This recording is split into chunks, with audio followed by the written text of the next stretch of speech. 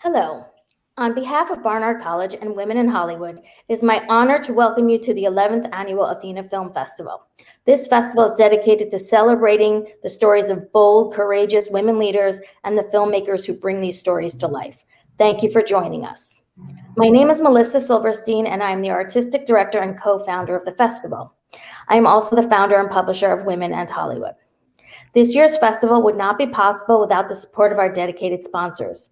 Please join me in thanking Athena's founding sponsor, the Artemis Rising Foundation, and its CEO and founder, Regina K. Scully, whose visionary leadership makes our work possible. A special thank you as well to our premier level sponsor, the Alfred P. Sloan Foundation, which shares our commitment to showcasing stories of women in science. To all of our sponsors, whose names you will see before each film and event, thank you for your commitment to challenging our culture to be more inclusive and inspiring audiences in the process. I want to welcome you to today's Writers Roundtable, sponsored by Christine A. Shantz. And it is my pleasure to introduce you to our moderator. Jazz Tanke is the Senior Artisans Editor at Variety, where she covers below-the-line stories and the crafts of filmmaking. She is also on Variety Awards Circuit team, where she records the weekly podcast looking at the awards race. Welcome, Jazz, and all the panelists. Hey. Hi. Hi. Thank you, Melissa. Thank you to the Athena Film Festival, and most of all, thank you to this incredible panel that is in front of us today. I am so excited to be spotlighting your incredible talent. So without further ado, let me introduce you. We have Kelly O'Sullivan, whose first feature screenplay, St. Francis, premiered at South by Southwest, where it won the special jury recognition for Breakthrough Voice and the Audience Award for Narrative Feature. We also have Kelly Goff, who's been nominated for 2 Emmy Awards for her work as a producer on the Netflix documentary Reversing Roe, and she is also a screenwriter and producer on the new Sex and the City reboot.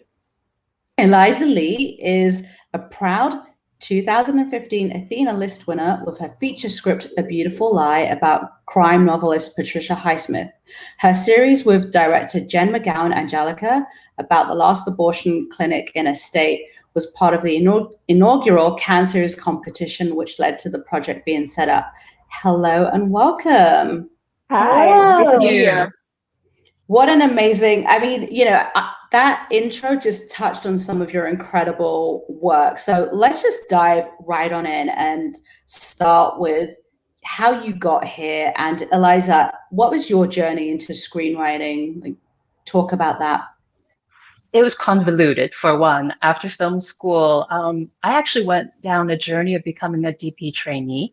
I went to school in the Czech Republic and Canada for film studies and film production. And from there, I was a DP in Asia for quite a few years. And I just decided, hey, why did I go down this path in the first place? I wanted to write and direct. And that was easily 8 years ago. I haven't looked back. I'm very proud of what I've been able to achieve in this very short period of time. And frankly, we need a lot of women of color in this business, and to provide my voice along with such wonderful women as these is an absolute honor. Love it. Kelly Goff, what about for you? What's been your journey? First of all, it's such an honor to be on with these women because I'm fans of everyone's work, including yours, Jazz. I really loved the piece with Viola Davis and Stacey Abrams. And so I just want to put out there that it's not just important to have women of color working in the business, but also covering the business. And I think that cover story spoke to that. So I just wanted to kind of give you a shout out there. I'm also really psyched that the Kelly presence on the panel seems to be fairly strong today too. 50%. But what I will say is, so I also had a convoluted journey. I really related to what you just said, because I started working in politics and then I moved on to political journalism. And I decided that having to worry about hair and makeup and being on air was not how I wanted to spend the rest of my life. And that I really preferred the storytelling part, the writing part, that was actually the part that spoke to me. And so I'll give the very abbreviated version, which is that I was becoming increasingly disillusioned also with what I would call the Twitterification of media, which was sort of faster, louder, angrier, and I would say dumber. And that's not why I got into the business, is to tell, stories that lack nuance. And that just spark arguments. I wanted to focus on stories that spark conversations. And so I saw a play called The Good Negro at the Public Theater, I guess like 8 years ago now, with my mother, and it was life-changing. And it was written by Tracy Scott Wilson, who has gone on to become a really successful screenwriter in her own right, who on The Americans and all sorts of great shows. But that show was life-changing for me, and because it was a reminder that you can tell stories about politics and civil rights and nuance. But I was finding that much harder to do as a journalist, and seeing this play reminded me that you can do it in the theater, you can do it on screen. So I actually, while working full-time as a journalist, I applied for a fellowship at the Public Theater, which is where I saw the play, and I couldn't believe it that I actually was one of the 10 people picked for what they call their Emerging Writers Group Fellowship, which is for people who are kind of have non-traditional perhaps journeys and are looking to break into theatrical writing. And that was a life-changing experience, and I loved it, and I really started finding my footing and my voice as a writer telling these kinds of stories there. And then what happened is it's a bit of a Cinderella thing, which is I decided I was actually going to be in New York for a while. This fellowship was 2 years. I was working full time as a journalist. I decided I was going to do the craziest thing ever, which is try to buy a place in New York, which I don't understand how no one has done a whole series on what it's like to try to buy in New York, because it literally takes years of episodes, scarier than any horror movie, or going through the co-op process. And my favorite line I kept hearing is, you're a tough sell for buildings because, you're single and a creative. Like that was the worst thing in the world, to be a single woman who's a creative. And I finally found a building, and I put the deposit down, and things started falling apart with the deal. And the reason I'm telling this is because for anyone who is not sure that they're meant to be in this business and who's on the verge of giving up, I just like putting the story out there, which is I was already in my 30s.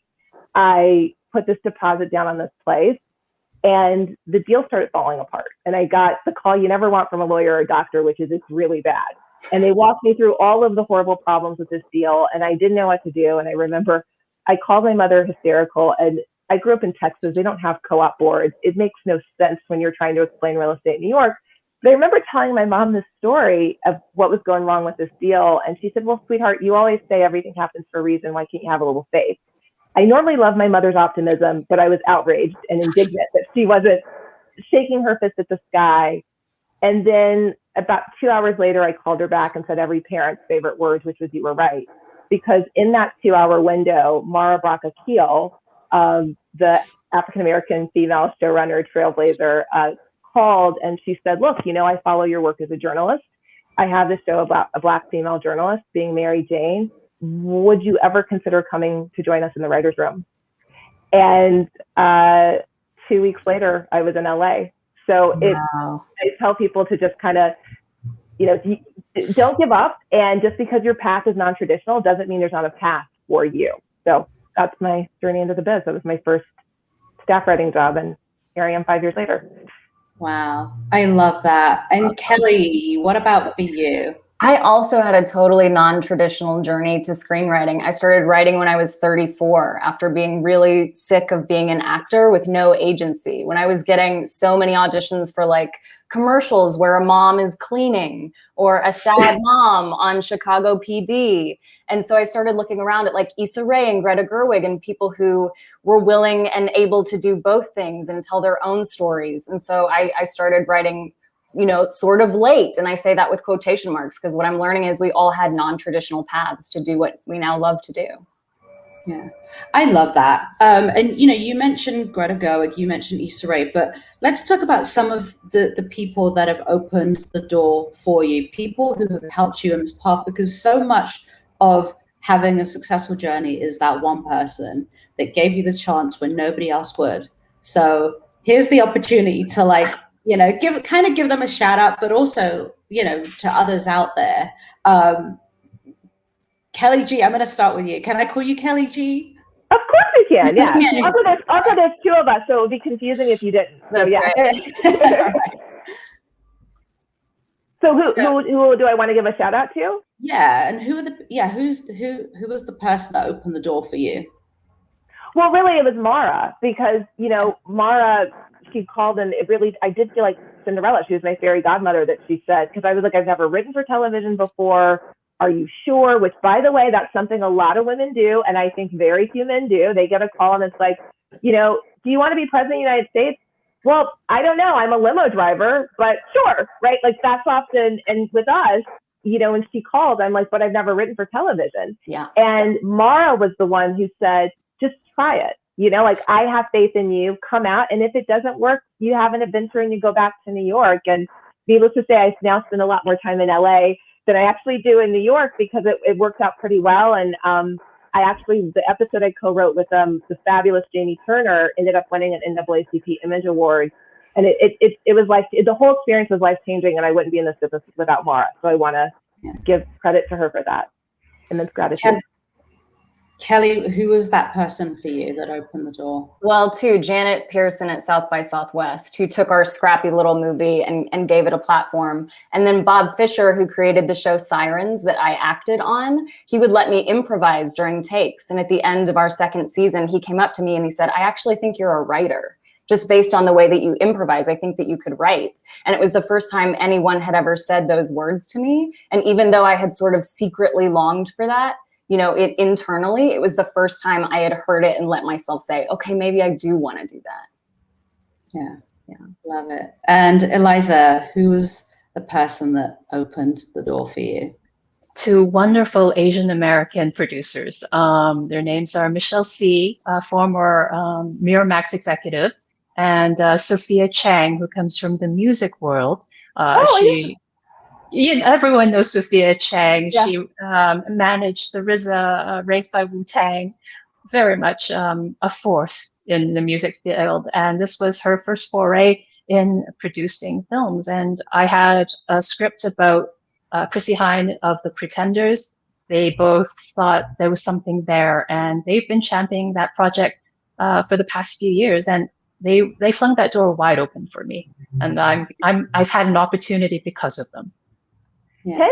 Can I just add off of that? You saying that, Eliza, is such an important reminder, because there was also a female executive, Abra Potkin, who Reversing Roe never would have gotten made without her, because we kept getting no after no after no, often from male executives, because one of the things we kept hearing is reproductive rights is not going to be a big issue going forward. We also heard, you know, why don't we revisit this after Hillary Clinton's inauguration? Right. And Abra Potkin was the one who got it. And I just say that because I think often in conversations about diversity, people focus on one lane, right? Like they're like, we need more women writers. We need more women writers of color.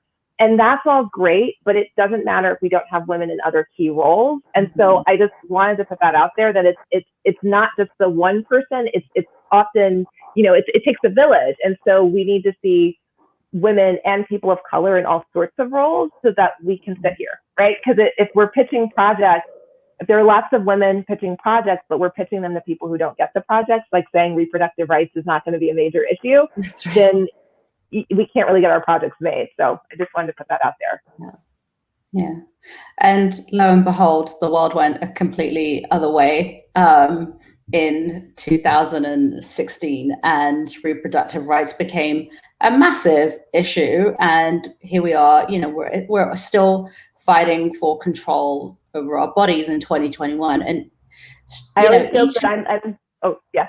Go ahead, Kelly. Yeah, I was going to say, yeah, I joke that I'm probably one of the only Black women, I guess, besides Omarosa, who can definitively say that Donald Trump was actually helpful to my career, because the fact is, all of a sudden, people realized reproductive rights actually mattered, and you know, and it was kind of unbelievable, frankly, that literally the moment he won, a lot of people who said no, all of a sudden said, let's meet again, you know. But that's often how this business works, right? Yeah. Yeah.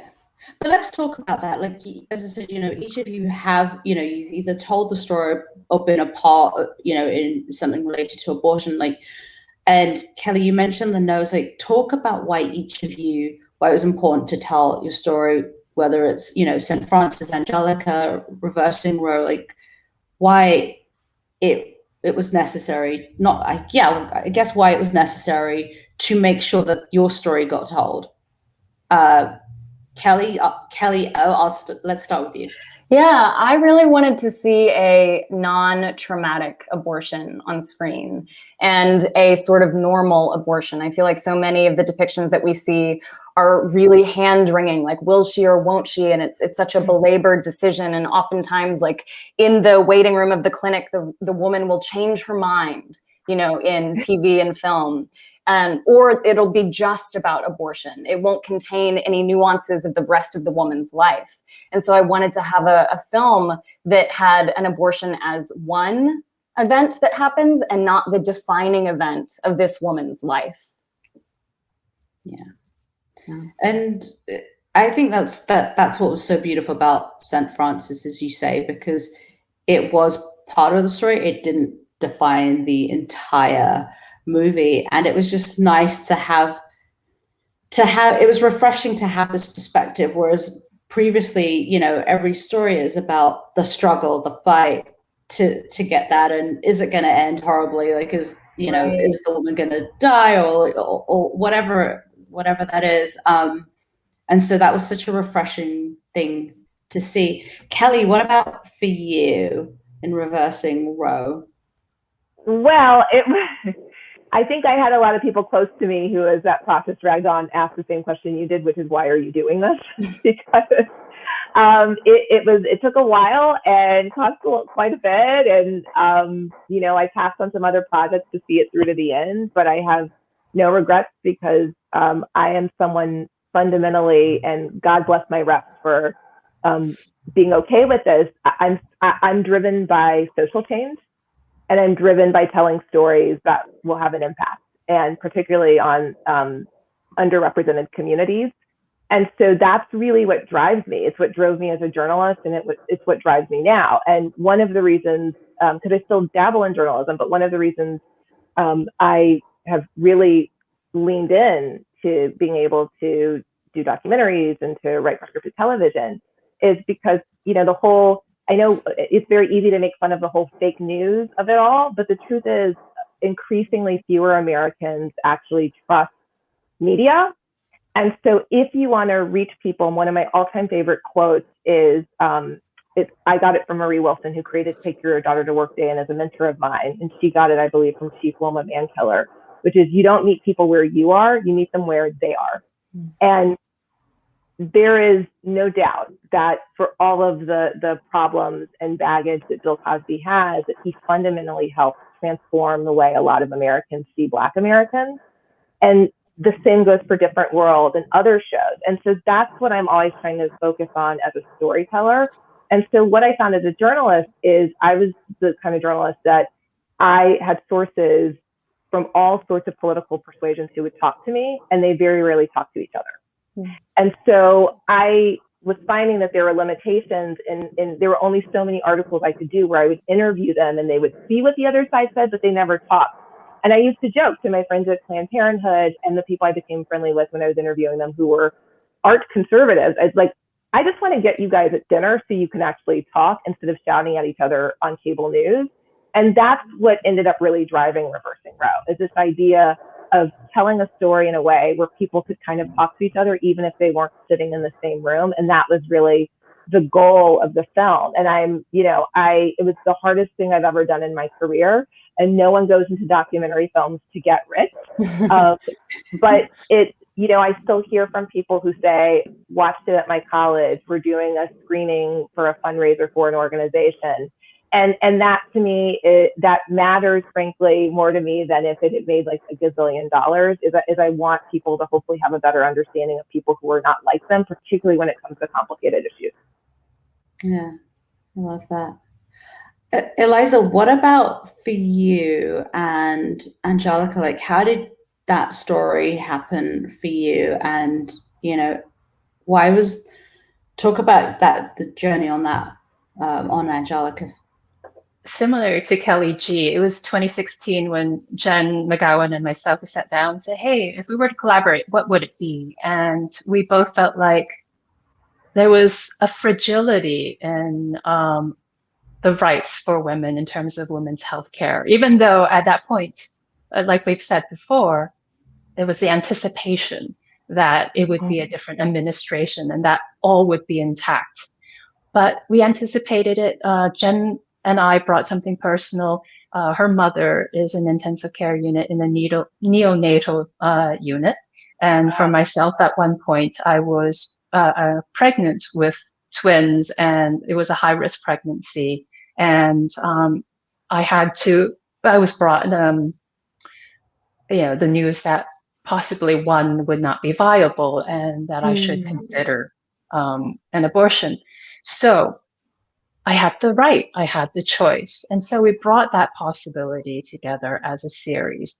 And what would it be like when overnight a state would have one remaining abortion clinic? And that became kind of the powder keg moment in our series as we were developing it. Small town values suddenly blown right out for all of us to see what that actually means. Neighbors no longer loving one another when where you stand isn't exactly where they stand. So we wanted to bring into play just the characters involved revolving around this topic. So it's really the backdrop when so much of it is a character study. Yeah. And, I think there's always been this theme of shame, like getting help. There's this stigma. And what I'm starting to notice with films and TV is that there's a shift slowly happening. Mm-hmm. Where is that coming from? Like, is that coming from the diversity and representation in the writers' room and up in production, greenlighting projects such as Pieces of Woman? We're now going to tell the story of we're going to show a birth for 26 minutes, somebody and the baby's going to die, and we're going to deal with that. Meghan Markle wrote her story. So I feel like there's this shift happening as more and more people start sharing it. Where is that coming from? And do you see that shift changing, and why? Kelly, I'll start with you because I know that. I think that shift is coming, and I think it's coming one story by one. That is, every single person steps forward and says like, oh yeah, I went through that too. And as we're seeing more and more depictions and realistic depictions of those kinds of things, then it empowers and emboldens, the rest of us who have had similar experiences, maybe to take it even a step further in terms of how honest we can be and how graphically and realistically we can portray things. So I feel like, I've been emboldened even just through personal conversations with friends who I've known for years. And then ultimately sort of because I had an abortion, a friend will say, oh, actually I had one too. I feel like for me, it starts in sort of a granular personal place. And then I'm seeing that more and more on screen as well. Yeah. Kelly, did you want to add to that? I was just meditating on the question because it's such a good one, and I hadn't thought of it till you said it, frankly. But I do think that, first of all, we all know there's more television than there ever has been, and there's more options and more outlets and platforms to watch things on. And so I think that no matter who you are, there's an opportunity for you to get serviced in terms of what type of entertainment you appreciate than ever before. And I will say that, I can be like a little bit like an old lady of get off my lawn about Twitter. But the upside is that, you can hear more directly, for good and bad, but you can hear more directly about how people feel about art and what they're connecting to. Meaning that when If These Walls Could Talk was on, when I was in high school or whatever, that there was not the opportunity as a kid in Texas for me to tweet and be like, did anyone else watch that and think it was really amazing? Yeah. And today people can do that. And I will say that, again, for all the criticism of the toxicity and negativity of social media, and I think a lot of that criticism is legit, the upside is that when you have projects like ours, you get to hear, and executives get to hear from someone saying that was incredible or that moved me and I want to see more of that. Mm-hmm. And that does help, because I will tell you that there's so many projects. It's not just Reversing Roe where I've gotten a no. And I know I got a no because the white male executive making the decision doesn't get it. Yeah. And he doesn't get it not because he's a bad person, but because he doesn't have any friends or acquaintances who look like me or look like any of the women on this panel. And so when he says, I don't get the audience for that, he genuinely means it, because he means none of my friends would watch it. Mm-hmm. And I'm like, but there are a lot of consumers out there who aren't like your friends, right? And that's who this piece of art is for. And so now, whereas, 10 years ago, or even 6.5, 7 years ago, when I was first pitching what became Reversing Row, it was harder to say, I know definitively there are people out there for it. That's easier now. And so that, I think, is starting to impact a lot of this in terms of the products getting made. We still have a lot of work to do, but I will say I think it helps. I think it helps. Yeah. Eliza? I think playing off of what Kelly G said much earlier is that the decision makers are reflecting the real world. We are seeing a lot more women and people of color in executive positions. So they are able to offer green light on projects that we wouldn't have seen before, because they are coming from that perspective that we share. And on top of that, I feel like television has allowed for so many other stories to be told. It's just a plethora. I think a lot of us have had the situation being asked, have you seen this or that? And we just don't have the time anymore. And frankly, there are so many stories that have been told on TV, from serial killers to, crack dealers. But something like women's health or abortion, that feels like the last frontier, and we're just about there, and we deserve that time and space. Yeah, I love that. Okay, I'm going to change lanes a little bit. Eliza, you won the Athena List winner for A Beautiful Lie in 2015. How did that change your career?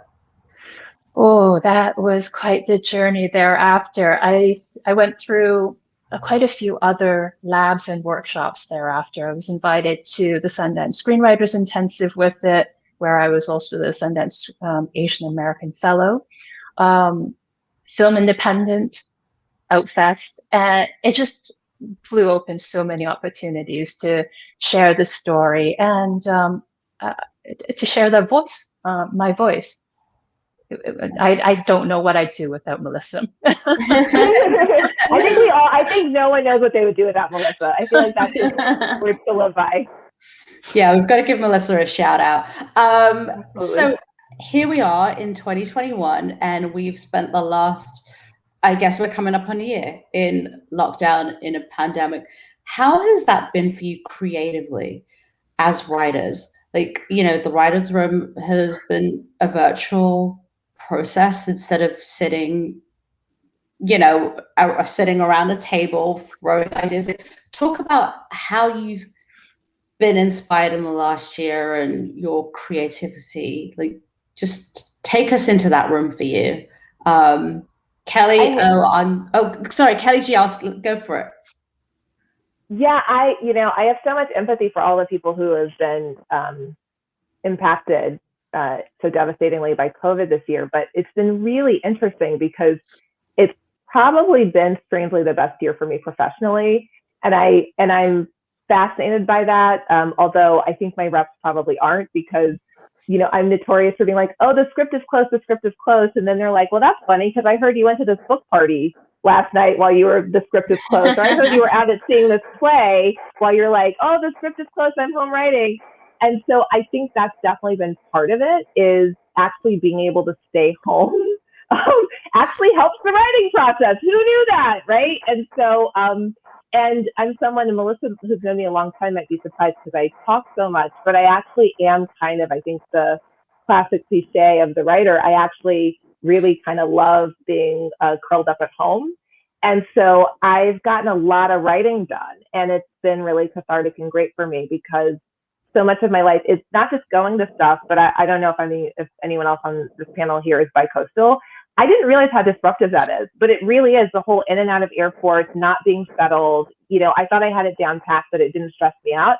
I actually think that being forced to kind of stand still for a year has been good for my creative process in a way I never would have said if you had asked me a year ago, how will you be doing a year into COVID lockdown? I think I would have had a very different answer.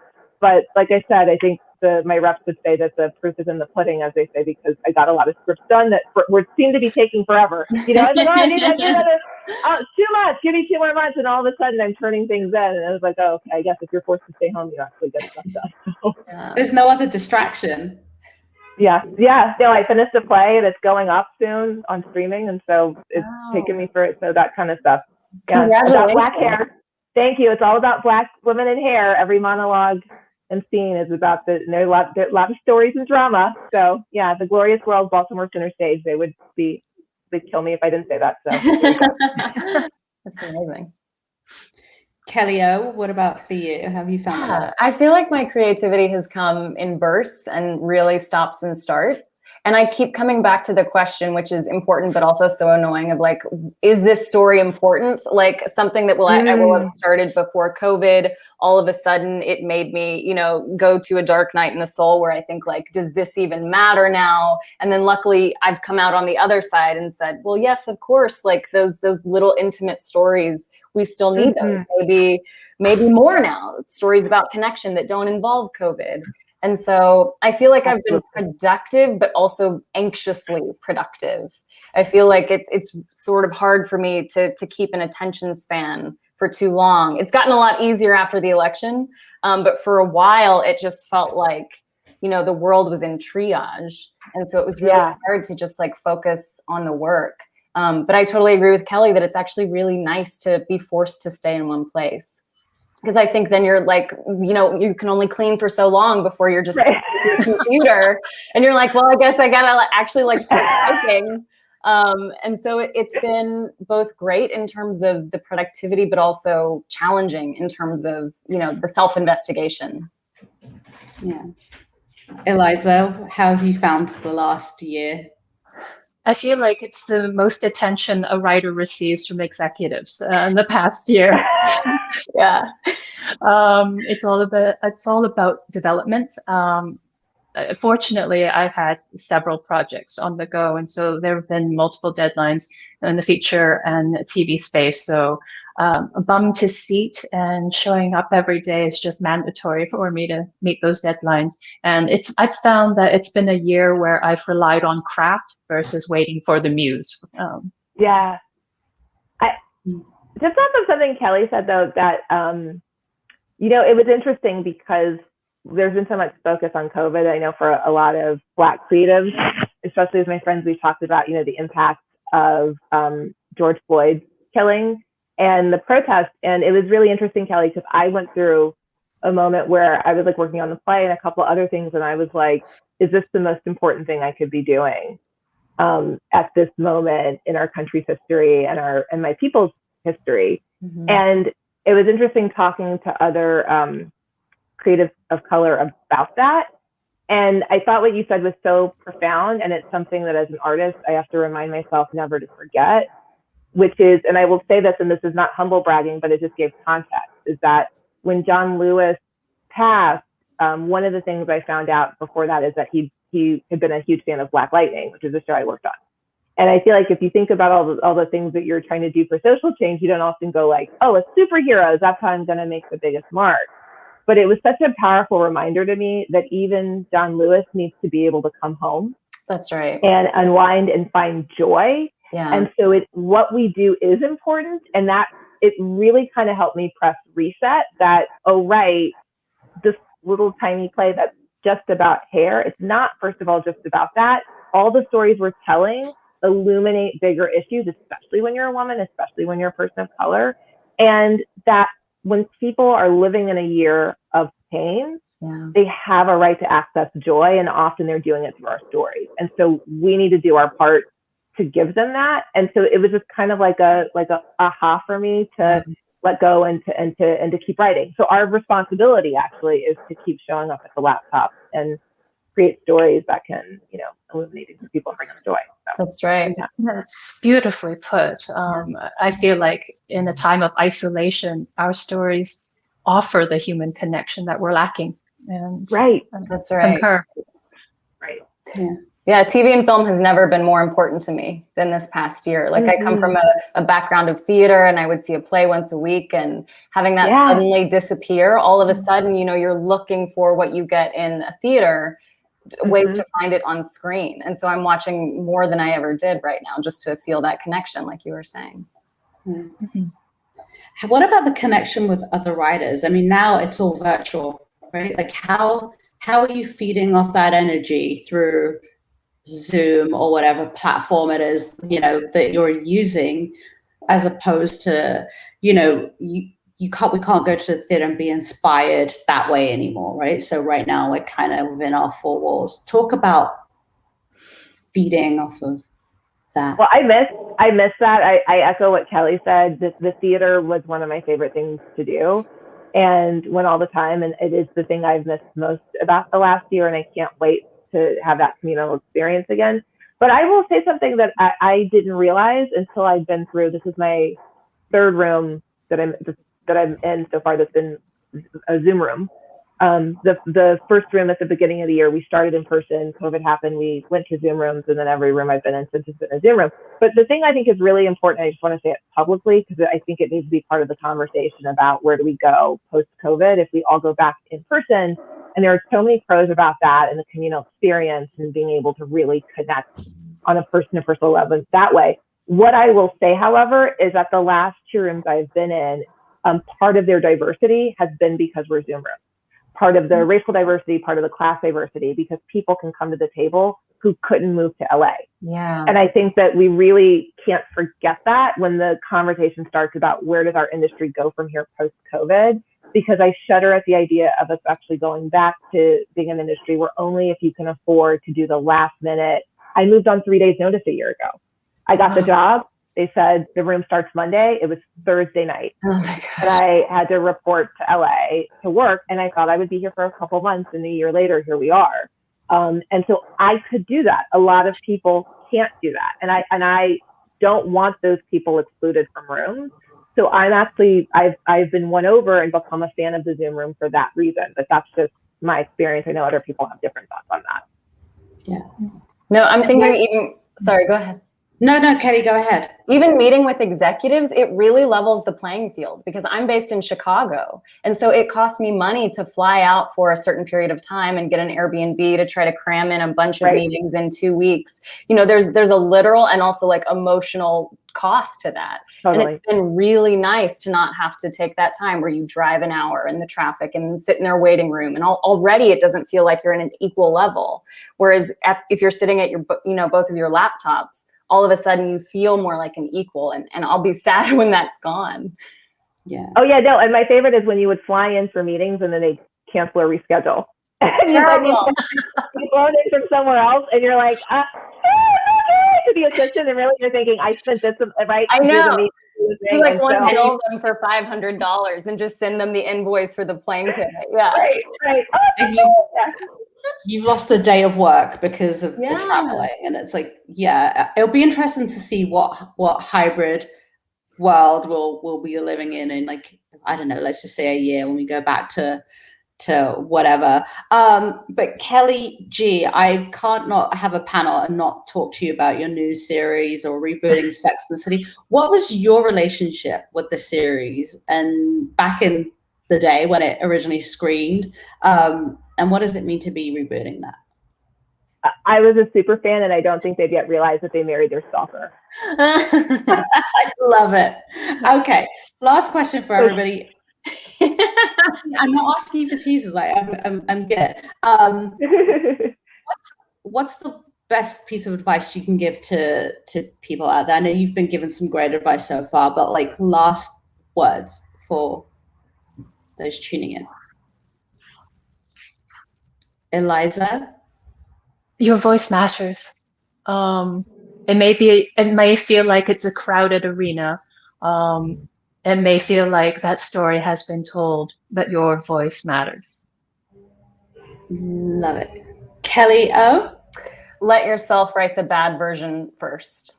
That like every single day when I want to give up, I just have to tell myself like, okay, it's going to be bad at first, and then I'll make it better. But there's so much freedom in letting yourself write the bad version first.